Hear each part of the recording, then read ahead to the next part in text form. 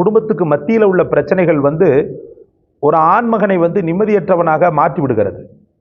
மாமியார் மருமகளுக்குள்ள பிரச்சனை சொல்லவே வேண்டாம், பெரிய அளவுக்குள்ள தலைவலி. அதே போல பெற்ற தாய்க்கும் பிள்ளைகளுக்கும் உள்ள பிரச்சனை கூட பெரிய தலைவலி.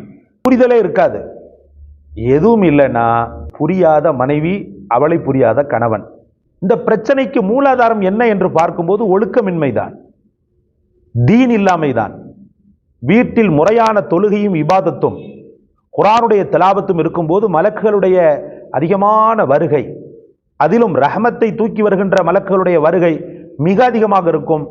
மிக அதிகமாக மலக்குகள் வரும்போது அந்த இடத்தில் பிரச்சனைக்கு வேலையே கிடையாது, ஷைத்தானுக்கு வேலை கிடையாது. ஏன்னா ஷைத்தான் தான் பிரச்சனையின் ஒட்டுமொத்த பிம்பம்.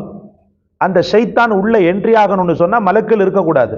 மலக்குகளை போக வைக்கக்கூடிய காரியங்களை நாம செய்தோம்னு சொன்னா அந்த இடத்துல ஆட்டோமேட்டிக்காக ஷைத்தான் வந்துடுவான்.